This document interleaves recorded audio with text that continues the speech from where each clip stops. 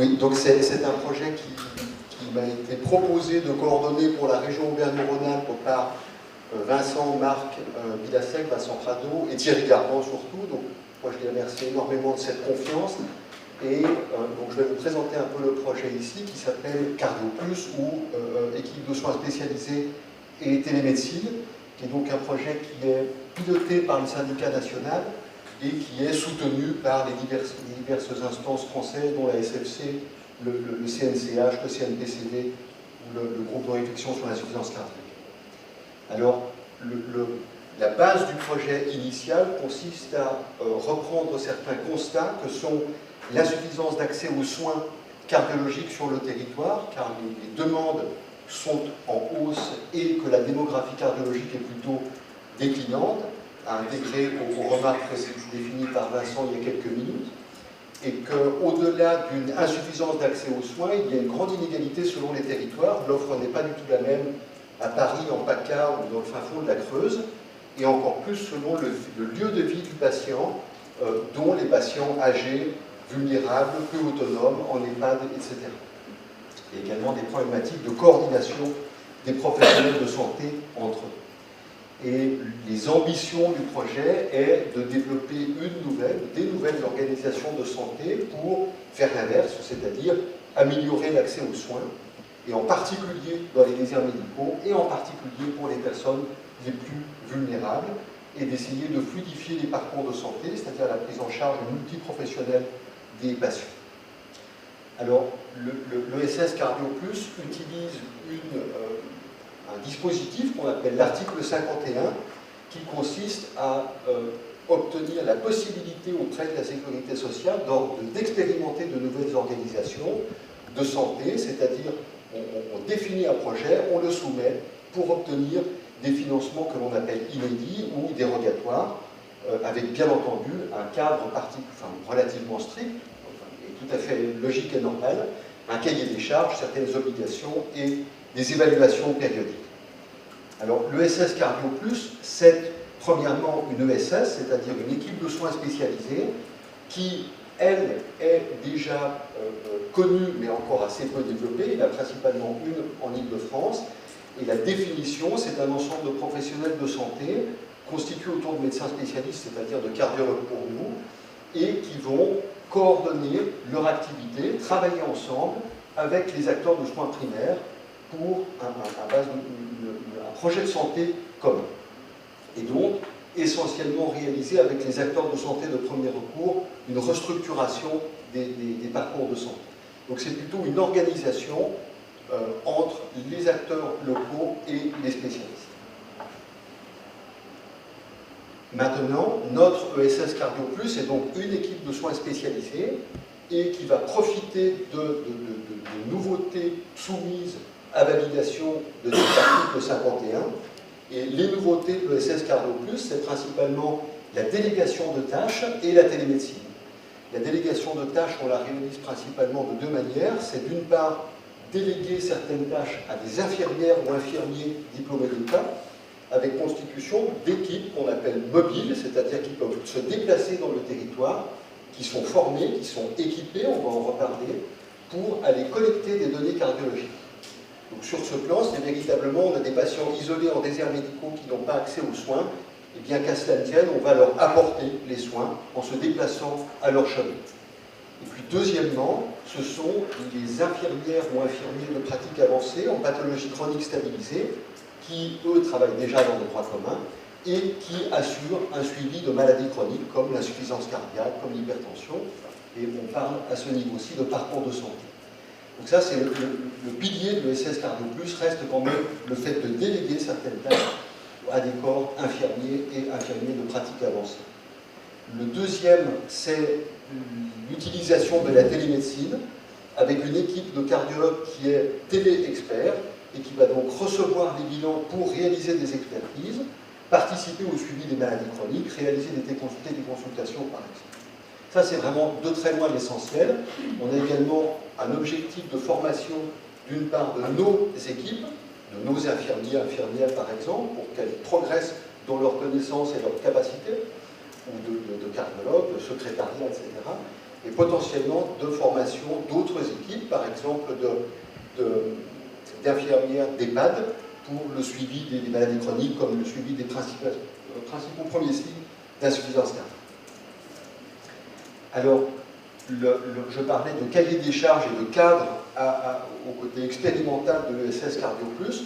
Le premier cadre, il est géographique.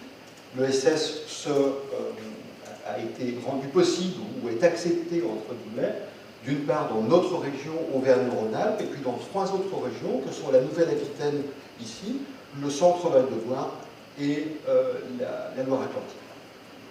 Et dans notre département, 3 départements, dans notre région, 3 départements ont été retenus pour l'expérimentation, que sont l'Allier, où nous avons commencé depuis quelques mois, depuis fin juin, début juillet, et comme objectif de se développer par la suite dans la Haute-Loire et dans l'Ain. Au-delà des conditions géographiques, il y a des conditions qu'on peut qualifier de critères patients. Donc, un peu à la manière d'études, il y a certains critères qui nous permettent d'intervenir ou qui ne nous permettent pas d'intervenir. Et ce sont des critères d'éligibilité, excusez-moi, avec donc des situations cardiologiques que l'on qualifie de non urgentes, où l'on peut attendre au moins 48 heures pour intervenir. On n'est pas dans des situations de 15, évidemment. Deuxièmement, de patients que l'on appelle vulnérables, c'est-à-dire principalement peu autonomes, qui nécessiteraient une aide pour se rendre chez son cardiologue. Et troisièmement, nous n'avons aucune vocation à être concurrents, donc on est là pour offrir des soins et non pas rentrer en concurrence. Donc le cardiologue référent est non disponible ou absent ou inexistant, bien entendu. Les critères d'exclusion sont grosso modo les images en miroir des critères d'éligibilité. Alors pour le moment, en Auvergne-Rhône-Alpes, on a donc commencé depuis fin juin, début juillet 2023 dans le département de l'Allier. Et nous avons donc d'une part une équipe mobile qui est constituée de 2 et de 3 infirmières qui sont mises à disposition par un centre hospitalier Cœur de Bourbonnais qui est situé au centre du département, à Tronget 100%, et qui nous aide énormément à développer tant du point de vue de la mise à disposition du personnel infirmier que de nous faire également connaître sur le département. Et cette équipe mobile est donc capable de, comme on va le redécrire, d'irradier dans le département et de se déplacer dans la région jusque Vichy ou jusque Montluçon, jusque Moulins, selon des missions et des demandes que l'on reçoit. Nous avons une infirmière de pratique avancée qui exerce pour nous à 20% équivalent temps plein et qui, elle, est basée à Lyon, tout simplement parce que nous avons eu la chance de la rencontrer et qu'elle est très motivée. Mais malheureusement, qui n'est pas sur place, ce qui est un peu un handicap du point de vue de certaines consultations. 2 secrétariats qui sont à mi-temps, 2 secrétaires, excusez-moi, qui sont à mi-temps à La Roche-sur-Foron, c'est-à-dire en Haute-Savoie, où moi j'exerce, pour plus de facilité. Et puis enfin, pour l'instant, 6 cardiologues que j'ai appelés actifs, c'est-à-dire qui participent aux expertises, et un petit peu plus qui ont pour l'instant pas encore réalisé l'expertise. Alors, en pratique, les champs d'action de cette ESS, la première chose, c'est de réaliser une intervention qu'on peut qualifier de ponctuelle ou d'initiale si l'on organise un suivi par la suite. Et donc, c'est un petit peu toute la cardiologie hors urgence, c'est-à-dire qu'on ne traite pas des infarctus aigus, des OAP, des embolies pulmonaires massives, mais que virtuellement tout le reste de la cardiologie est possible, dont les suspicions d'insuffisance cardiaque, les dyspnées, les douleurs, les suspicions de glucagon, etc. Et par ailleurs, la possibilité, du fait d'être équipé d'un polygraphe, de réaliser des recherches d'apnée du sommeil. Alors, en pratique, on réalise, on va dire, le workflow, comme disait Vincent tout à l'heure, le mode de développement. C'est donc ce qu'on appelle un requérant, c'est-à-dire un soignant qui est demandeur d'un avis ou d'un bilan cardiologique, nous contacte d'abord notre secrétariat en envoyant une demande, une requête, qui a certains critères de validité, c'est-à-dire en termes de données administratives et de données médicales, d'antécédents, de traitements en cours, de prise de sang récente, etc. Et ce formulaire est envoyé idéalement de façon sécurisée par mon CISRA Et si le secrétariat valide déjà le fait que la demande soit complète, concordante avec les critères actuels de notre article 51, elle est alors transmise à l'équipe infirmière cardiologue qui va proposer ou définir ce qu'on peut appeler un mode d'intervention. Donc, le mode d'intervention très largement prédominant pour le moment dans notre activité, c'est celui que je vais redécrire un peu mieux, qu'on a appelé la télécardiologie augmentée, qui consiste à organiser un déplacement de l'équipe infirmière au chevet du patient, réaliser un bilan qui est envoyé à un cardiologue téléexpert. De manière un peu plus rare, on a réalisé une téléexpertise qui sont des téléexpertises classiques déjà dans le droit commun, c'est-à-dire un avis simple sur une question simple, comme un électrocardiogramme, comme une petite adaptation de traitement d'hypertension. Pour l'instant, nous n'avons pas eu réellement l'occasion de faire des téléconsultations, mais nous pouvons le proposer. Et puis, bien entendu, on peut imaginer des conditions où le caractère à distance nous semble inapproprié et où on se tournerait vers une véritable consultation présentielle, soit en première intention, soit après un autre acte de télémédecine. Et donc, de manière très large pour l'instant, ce sont ces deux modalités qui prédominent.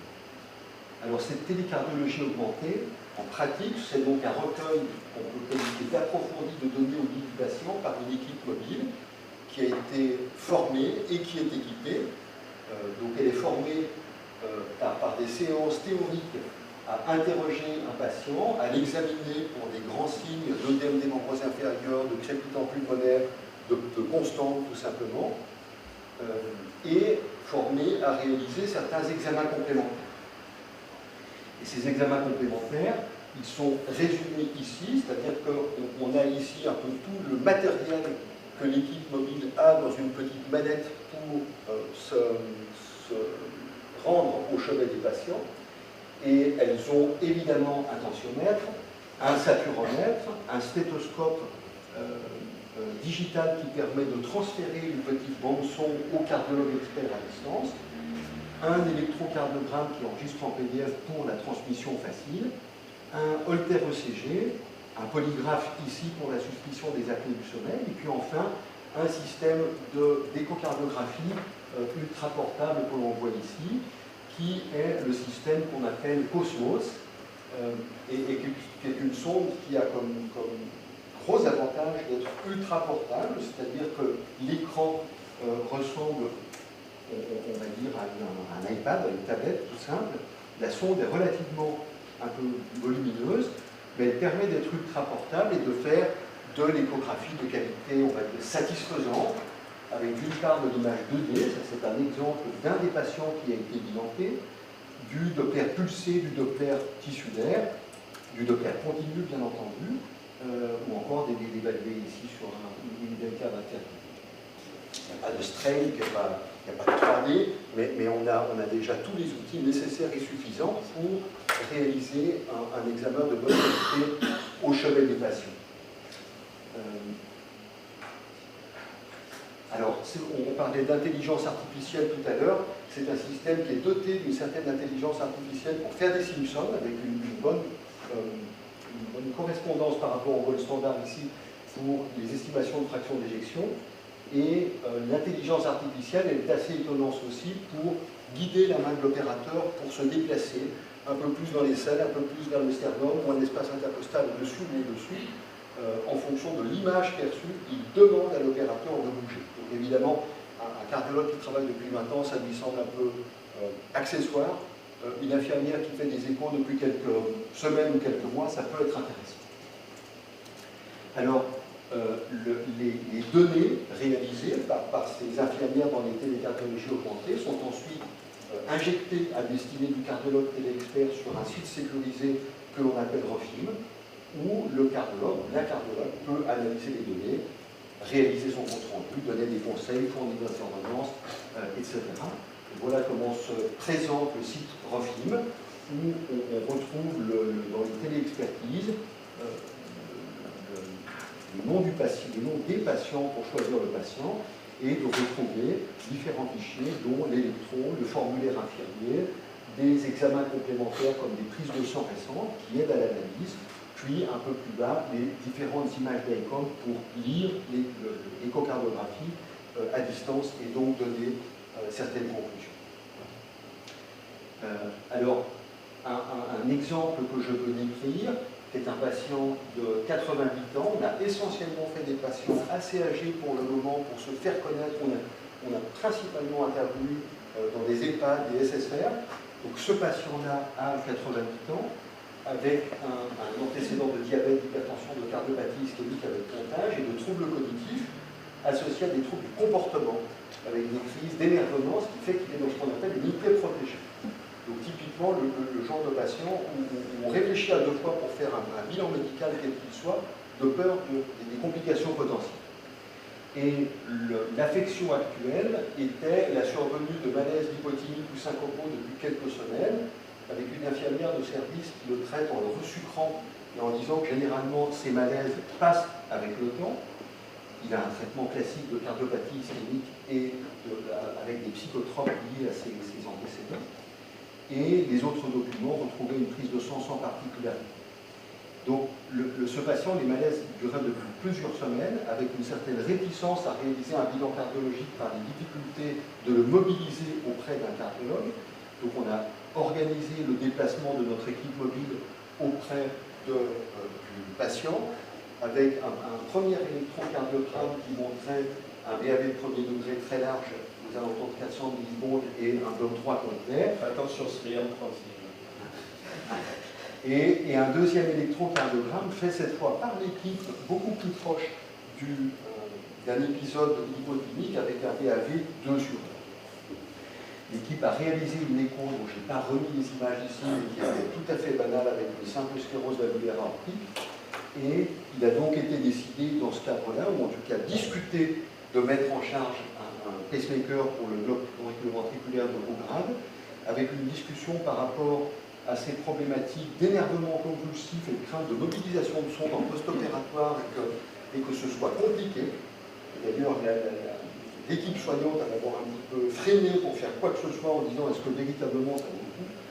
On a un peu insisté, on a eu la chance d'être en contact avec le professeur Échalier à Clermont-Ferrand qui a accepté l'idée d'un pacemaker sans sonde pour éviter les mobilisations de sonde en post-opératoire et la procédure s'est très bien passée et l'évolution a été très bonne. On a également, évidemment, d'autres cas cliniques qui sont beaucoup plus simples et qui peuvent donner des situations, des réponses beaucoup plus rapides, on va dire. Par exemple, ce monsieur qui est hypertendu, qui est institutionnalisé également et où l'on nous demande simplement une aide, une expertise, une assistance pour une prise en charge d'hypertension artérielle. Le prescripteur nous fournit toute une série d'éléments qui nous permettent de connaître entre guillemets le patient, de clinique, quel est son traitement, quelle est la prise de sang récente, notamment pour la fonction rénale. On avait la chance d'avoir un électron et une écho, et donc il n'est pas utile de se déplacer au chevet du patient. Nous avons donc proposé une télékinésie simple, avec d'une part un relevé tensionnel sur 3 jours, un calcul de moyenne et une proposition d'adaptation de traitement. Donc ça peut être relativement simple, efficace, et assister les médecins locaux qui ont du mal tout simplement à avoir ce genre d'avis dans leur quotidien, dans leur pratique quotidienne, notamment d'EHPAD ou de médecine générale.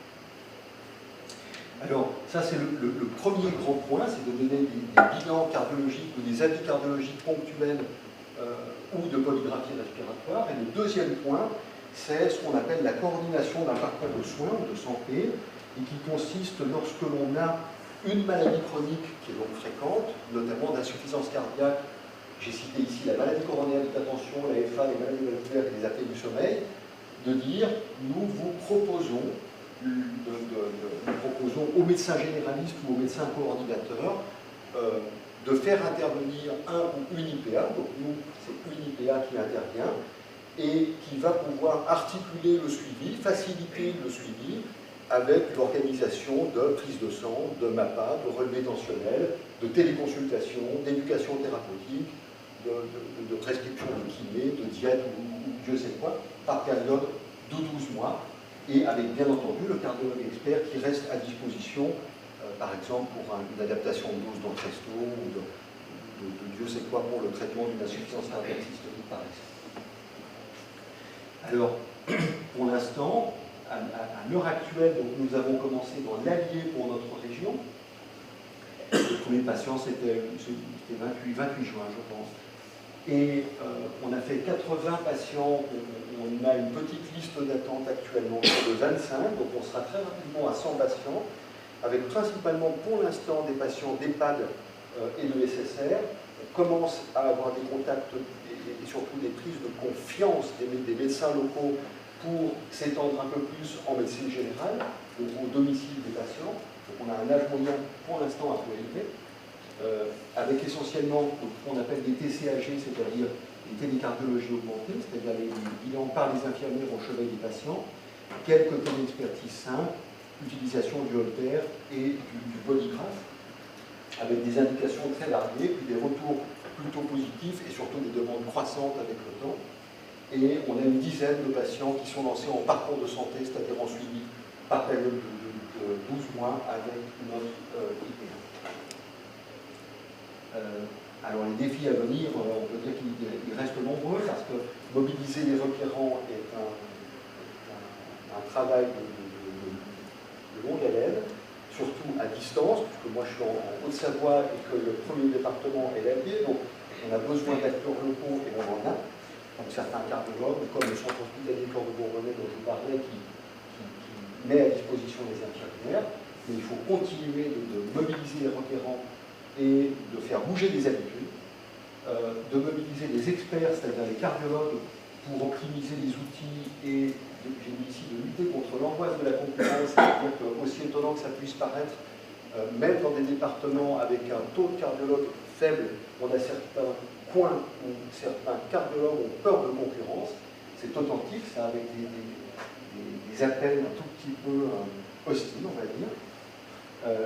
Troisièmement, la formation continue de l'équipe et les échanges entre les SS, parce que c'est stimulant pour les infirmiers, infirmières, secrétaires, cardiologues, et que ça permet de progresser ensemble, de contourner les difficultés d'absence d'IPA locale, notre IPA étant à Lyon, de poursuivre l'amélioration des outils, puis bien sûr d'essayer de se développer ensuite dans les deux autres départements prévus dans le cadre de l'expérimentation, dans l'espoir de faire un peu plus, si tout se passe bien pour nous, comme disait Vincent il y a quelques minutes. J'ai remis ici le site web de l'ESS, Aura, où on retrouve les différentes coordonnées. Et je vous remercie beaucoup de votre attention.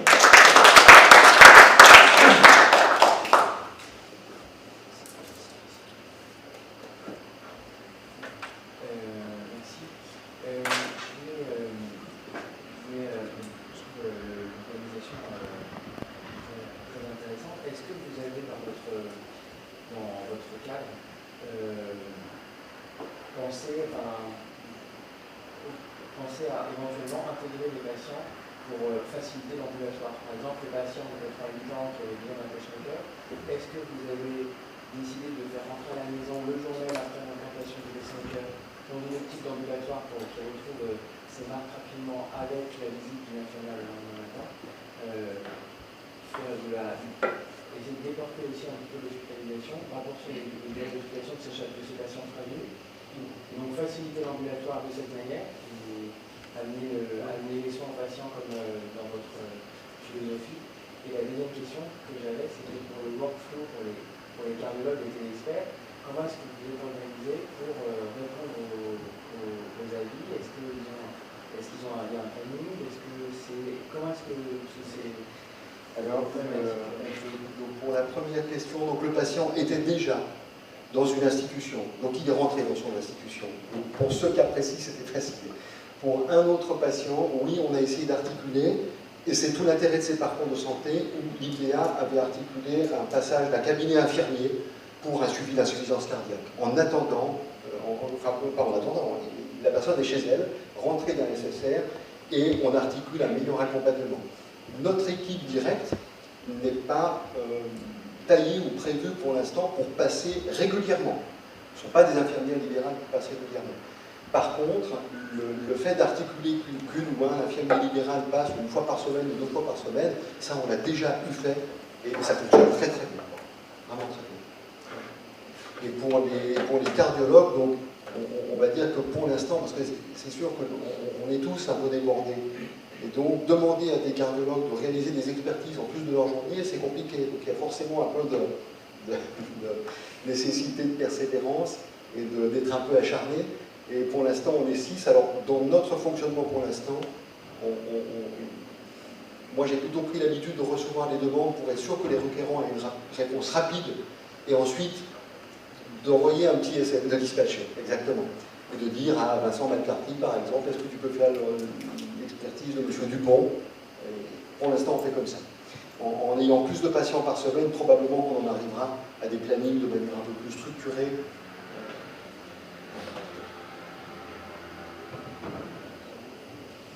Le cardiologue qui participe, il est rémunéré comment? Il est rémunéré comment? Alors, le cardiologue qui participe, donc il y a des systèmes de forfait que je n'ai pas spécialement décrits ici, mais qui font partie de l'article 51. Le forfait 1 consiste à choisir quel mode d'intervention on va donner. Simplement choisir une telle expertise, ou un déplacement de l'équipe mobile, etc. Le forfait 2 consiste à faire l'expertise, le total, on déplace l'équipe infirmière et il y a une expertise à distance. Le forfait 3, c'est ce qu'on appelle la RCP, une réunion IPA, médecin généraliste ou coordinateur cardiologue, pour définir, valider, projeter le parcours de santé. Et puis enfin le forfait 4, c'est le parcours de santé au bout de l'année. Et les cardiologues libéraux vont être rémunérés en touchant, on va dire, une quote-part de chaque forfait. Pour donner des chiffres, le forfait 2, c'est-à-dire on est chez soi ou au cabinet, on réalise une expertise, on renvoie un compte rendu, le cardiologue va payer pour l'auditorie. C'est la quote-part qui va. Exactement. Le forfait 3 également, le forfait 4 également. Voilà l'organisation. C'est juste pour souligner ce que je disais tout à l'heure. L'incitation pour les cardiologues à le faire, c'est valoriser l'expertise. Vous prenez la responsabilité de le faire, vous êtes bien payé pour le faire, et c'est pour ça que c'est dans un article 51, parce que c'est une modalité dérogatoire. Et bien évidemment, étant une modalité dérogatoire, quand ça arrive à terme, il y aura, si ce qu'on espère tous, ça arrive au bout, le passage en droit commun. Le passage en droit commun, ça sera de modéliser ça. Un cardiologue qui prend la responsabilité de superviser ça, ça vaut tant. Voilà. Et globalement, enfin, les négociations de prix sur ça, franchement, ça, c'est pas une telle expertise à 20 €, quoi. Hein, c'est pas une telle expertise à 20 €, mais voilà, donc l'incitation, elle peut être là, et après, ça répond à deux fonctions. Dans une fonction de celui qui a peur de la concurrence. L'argumentaire, c'est dire, mais de toute façon, ce patient-là, quand il vient chez toi, tu n'as pas l'ordonnance, tu n'as pas les données médicales, et il arrive le soir à 18 h et tu te fais chier pour attendre l'ambulance et tu repars à 20 h 30 de chez toi parce que l'ambulance n'est pas arrivée. Donc voilà, écoute, tu es obligé de rien, continue, c'est pas un problème. Mais ces patients-là, on te fait un package avant, on te met les données, et puis tu le vois comme effecteur, tu rentres pas dans le système et tu le vois comme effecteur de manière propre. Je ne vois pas comment, dans des agendas surchargés, ce n'est pas un gain de temps. D'accord, il y aura toujours des bugs, il y aura toujours des machins, mais quand même, c'est augmenter la qualité, on va dire, dans la ressource locale. Et puis après, dans l'autre version, c'est... j'ai oublié quelque chose de fondamental, Jessie m'a pas engueulé tout à l'heure, pour que je fasse ça, il faut que j'ai une femme qui soit compréhensible. En étant plus compréhensible, qui a fait beaucoup de garde, parce qu'elle est responsable du centre 15 à Bordeaux. Mais l'histoire, c'est une histoire sans fin. Ce patient-là, le premier qui vous a montré, qu'est-ce qui se passe? L'infirmière qui prend ou l'infirmière ou l'aide-soignante de nuit le vendredi soir à 21 h quand le mec est agité, elle appelle le 15. Okay, le 15, machin, mec, il est comment, il est gire combien, machin, donc tu vas envoyer une équipe de SAMU ou pas à 21 h le vendredi soir. Le mec, il va aux urgences. Pas aux urgences cardio, hein. Donc il va aux urgences, il va aux premières urgences qui est. Il va rester sur le brancard toute la nuit, il y aura un peu de sel, un peu de sucre, le bilan, voilà, il y aura la décompensation cardio-pneumo, machin, truc bidule, confus, et puis il repartira le lendemain à midi avec l'ambulance, retour à la case d'envoyeur. Et puis tu peux faire comme ça le cycle, 3, 4 fois, 5 fois. Ça a mobilisé un temps fou, ça a mobilisé des ressources, ça a mobilisé du temps, et on a rendu service à personne. Et en plus, ça peut finir dans les journaux s'il meurt sur le brancard. Voilà, donc c'est aussi cette fonction-là, c'est les gens qu'on ne voit pas. Donc on projette des choses de qualité, pas du truc cochon, on projette des choses de qualité chez ceux qu'on ne voit pas, et ceux qui viennent chez nous, eh bien, voilà, on met un gros nœud autour pour que ça soit facile à aller voir. Dans les patients que vous avez pris en charge, justement, combien tu estimes de gens pour lesquels vous avez pu éviter des passages d'urgence ou des hospitalisations? Est-ce que tu penses que, parce qu'en fait le but c'est ça, c'est d'éviter, voilà, c'est quand même de bien entendu prendre bien en charge des patients, mais c'est des patients complexes qui, c'est ça, ils auraient abouti à faire la syncope, appeler le SAMU, les urgences, etc. Donc c'est quand même plus vertueux d'éviter toutes ces phénomènes d'urgence. Est-ce que tu penses, non mais comme ça sans avoir de chiffres, mais est-ce que tu penses avoir évité des... En tout cas, moi je dirais bien qu'il y a 30 à 40% des bilans qu'on a fait qui sont associés à des conditions un petit peu de déstabilisation dans les semaines qui suivent. Alors c'est sûr qu'on est dans la première phase. Donc cette première phase, elle a été aussi associée à se faire connaître et à avoir des requérants qui nous adressent un patient de 85 ans en EHPAD pour un bilan de diabète ou d'hypertension qui est là depuis 30 ans et qui n'a pas vu de cardiologue depuis 5 ans. Mais c'est le but, non? Je dirais que c'est ça pour l'instant, que très probablement c'est un chiffre qui aura plutôt tendance à augmenter en s'étendant avec la médecine générale, etc.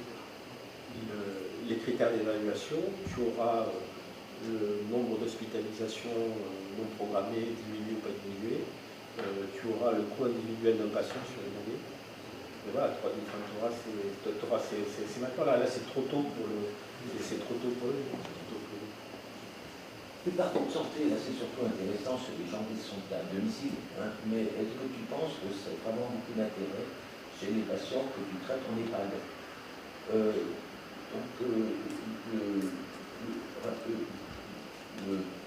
L'intérêt, oui. c'est les en gens. fait, j'ai presque envie de dire que c'est un peu historique de faire connaître le projet. C'est-à-dire que le premier critère initialement accepté pour l'article 51, c'était personne nécessitant un transport sanitaire pour aller voir son cardiologue. Et donc c'était, j'ai envie de dire, relativement facile pour nous de contacter des EHPAD, de nous faire connaître et de dire on est à votre disposition. Et on était très bien accueillis parce que justement le transport ne se fait pas, on vient chez eux, on fait plusieurs patients d'affilée, donc il y a un côté pratique. Alors maintenant, je ne suis pas sûr parce que le patient de 88 ans, même s'il est 88 ans, même s'il est dément, s'il a une insuffisance cardiaque, il a le même risque d'hospitalisation, voire pire, et que cette hospitalisation va durer 3 semaines au lieu d'une pour un plus jeune. Donc je ne suis pas sûr que ce soit moins rentable en termes de santé publique de faire des bilans chez des plus âgés, ou plus déments, ou plus comorbides que des plus jeunes. Non, juste pour les parcours, entendons-nous bien, c'est pas gérer le quotidien du passage infirmier, etc.